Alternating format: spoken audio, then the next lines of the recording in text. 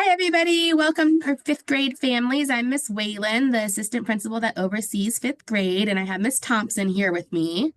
Hi guys, I'm Miss Thompson. I am a school counselor here at Bailey's. So today we're here to talk with you all about middle school transition. This is an exciting time for our fifth graders. They are in the second half of the school year now, and they're about to be transitioning to middle school at the end of this year. And although it can be exciting, it is also scary for our students. We wanted to share with you all some information around the process to help you better understand what your students will be going through and some tips to help and some conversations you could have with your students.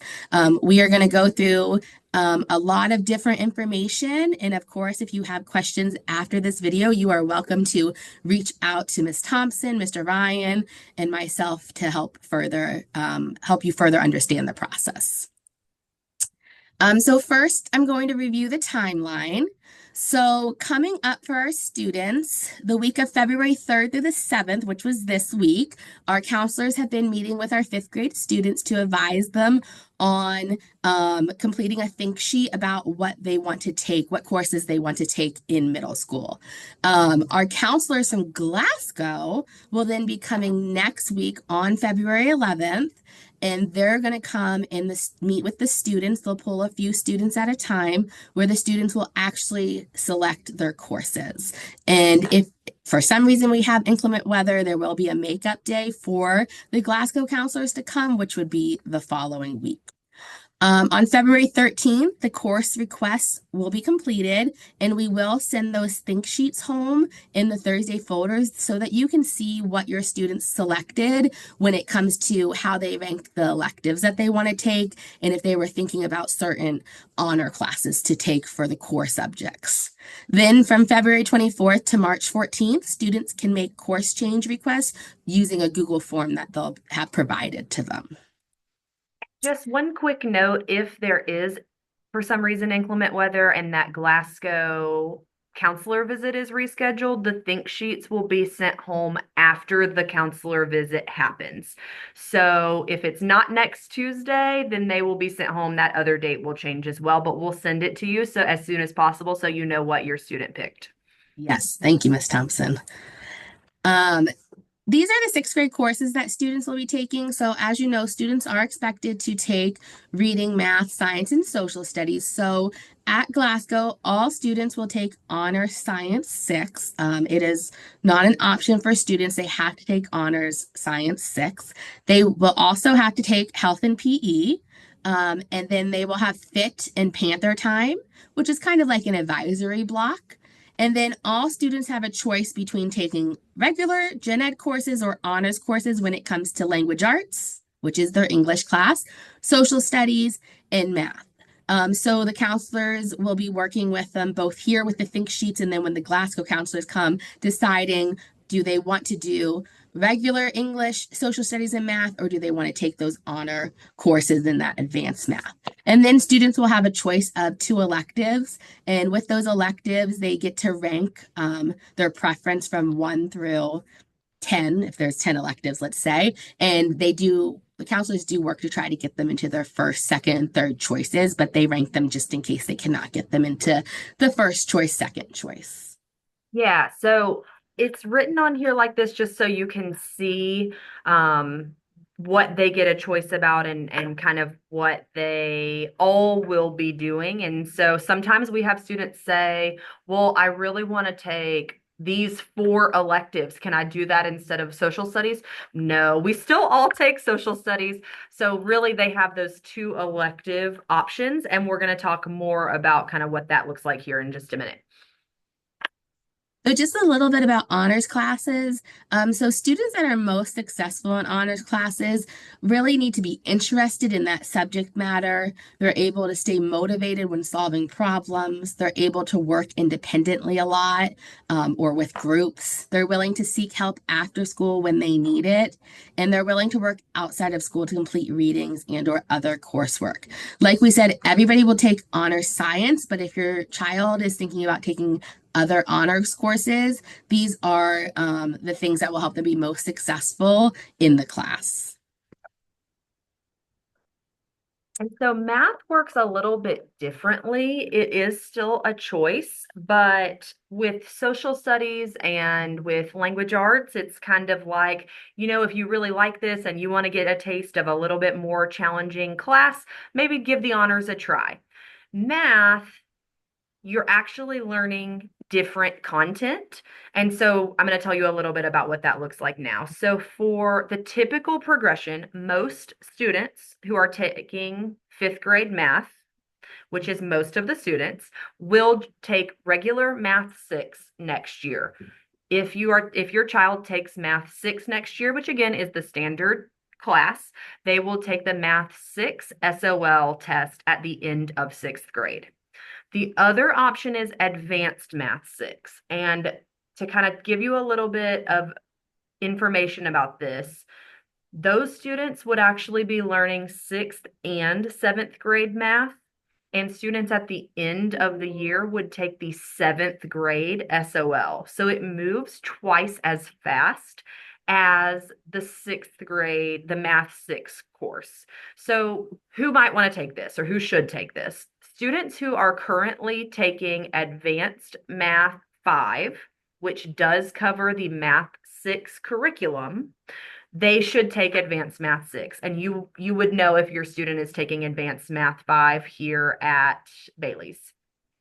But if your student is not an Advanced Math 5 and they would still really like to challenge themselves, they'd like to move farther ahead in math, then they could take Advanced Math 6. But what you and definitely what they need to be aware of is the class will be moving quickly. They need to be looking to take on additional challenges. They need to be willing to advocate for themselves and ask questions and probably do a decent bit more work outside of class time. So I would encourage you, if your child is thinking about taking Advanced Math 6, I would encourage you to talk with their math teachers to see if that might be a good fit and recommend that the students talk with their math teachers about what that would look like. If you have any questions, you can also reach out to me or Mr. Ryan. Okay, so now electives. Like I showed you, or like we showed you a few minutes ago, your students will all take six classes that are kind of planned for them. Maybe they get to choose the level or have some say in it, but electives are where they really get to make their choices. And there are kind of some different options. So a student might take two electives that are year-long electives that they would take all year.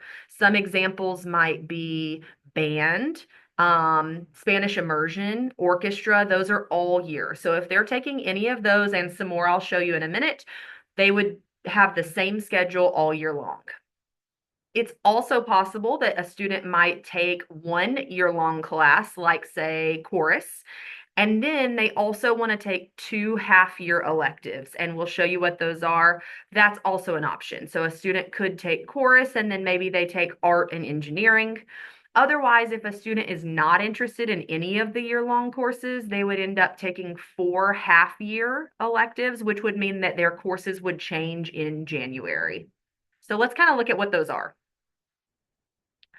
So over on the left-hand side, you can see the year-long electives.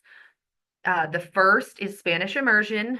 You must already be enrolled in Spanish immersion. So this is not an opportunity to start taking that.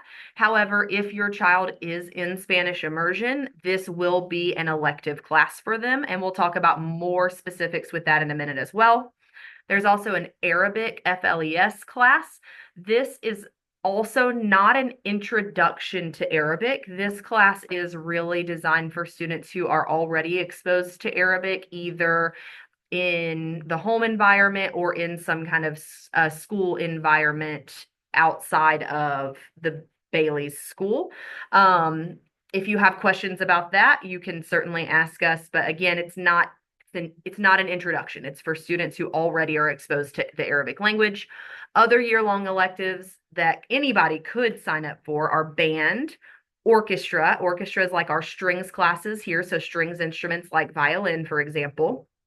Chorus, which is singing, and then AVID. We're going to talk more about AVID in a minute as well. There is an application for AVID if your child is interested in that.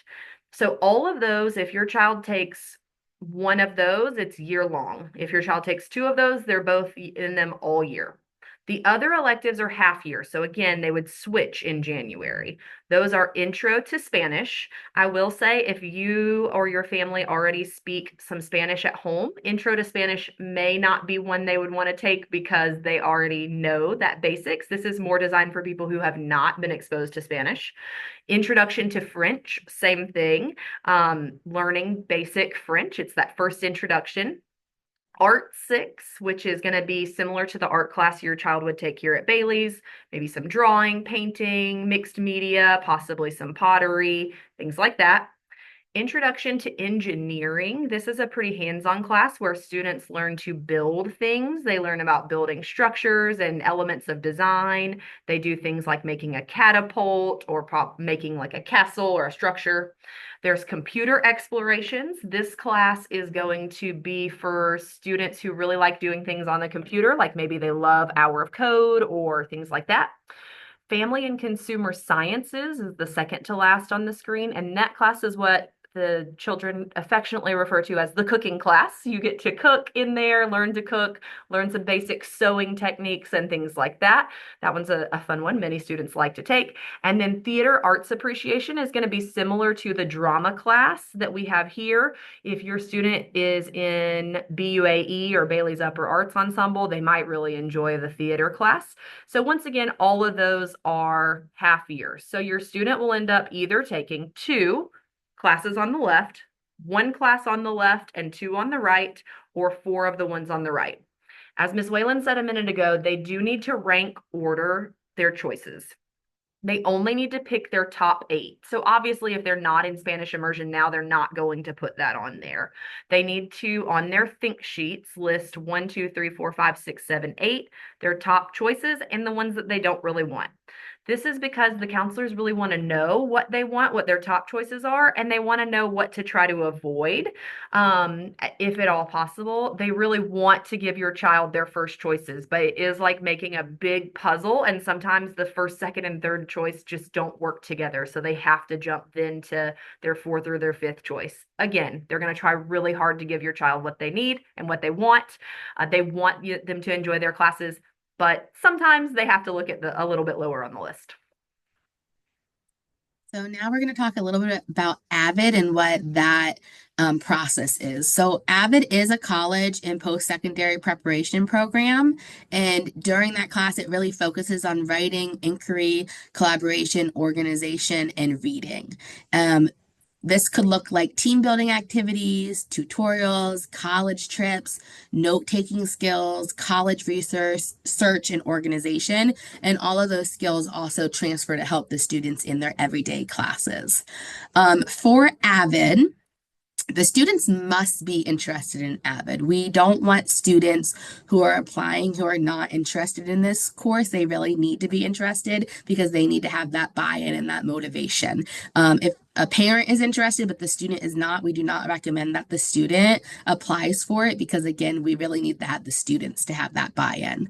There is an application in order to get into the AVID program, and the applications are posted on each of the homeroom teachers' schools pages. So if your child were to go into Schoology, they would be able to find that application. And the deadline to apply is February 20th. So students are the ones who have to fill out that application, and students have to do it from their computer and their Google Drive. Parents do not have access to the application. The Glasgow counselors will be coming back to Bailey's Upper for AVID interviews later in the spring. So if your child is interested and they apply, they will then go through an interview process with the counselors, and then the counselors will make the decisions with all of the feeder elementary schools to determine who is going to be in that AVID course. If your student is interested and they do need help with the application, please have them reach out to their counselor. The counselors can help them work through getting that complete by the deadline. Again, that deadline is February 20th. A little bit about Spanish immersion. So this is only for students who are currently in the Spanish immersion program here at Bailey's Upper Elementary School. So classes for the Spanish immersion program at Glasgow that will be taught by the same teacher are science, and then the students will have a Spanish immersion class, which replaces an elective. Again, if your child is not already in Spanish immersion, they cannot get into Spanish immersion in sixth grade. They would have had already been in the program here at Bailey's Upper. If you live within the Glasgow boundaries, you and your student can either choose to continue in the Spanish immersion program at Glasgow, or you can opt out. If you and your child do not live in the Glasgow boundaries and are choosing to attend Glasgow, then they must continue with the Spanish immersion program. If your child does not want to continue with the immersion program, then you will have to return to your base school. So that is a decision that you and your child will need to make. Do they want to continue with that Spanish immersion program or not? For English speakers of other languages, ESOL classes. So these classes are also taught by the same teacher. Am I on the same slide? Oh, oops. Oops, This is a that was our mistake. So mistake. ignore what's actually on the slide. Yes, Try I going can forward talk even about it. more to see if it's duplicated. If not, this is just my error. So we will Okay. talk about it. Yes, so we're going to talk about it. Yep. So for ESOL, I've Oops. got it, Miss Whalen. That's my Okay. bad. But for the ESOL classes, this is going to depend on totally just what your student needs. So there is still an ESOL program at Glasgow. The Glasgow ESOL counselors really work in conjunction with, or not just counselors, the ESOL team work in conjunction with our team. They wait until they have the WHEDA scores and really make sure that students are getting what they need. The ESOL services could look a couple of different ways. It might look like they are taking a class, an English class that is supported with an ESOL teacher.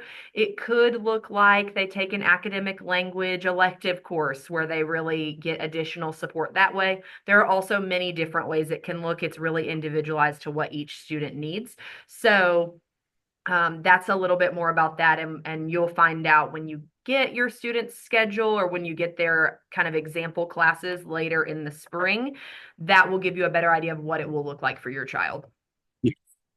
Thank you. And then special education students and students with 504 plans. For special education, the case managers have a transition meeting with with the sixth grade special education team. So more information will be coming later on that. And for 504 plans, the middle school counselors are invited to fifth grade 504 plan meetings. And so if your student has a special education plan or a 504, you will receive more information coming up on those meetings. Okay, and so then resources attached to this, however you're getting it, e-Notify or talking points, there is a PDF called Middle School Transition Matters newsletter, and that is really a resource from families of optional things you can be doing to start talking about and thinking about with your student, like what they want to do, maybe even after high school and beyond. This can be helpful because they may want to take classes in middle school and down the road in high school that really help them to set themselves up for success in that way.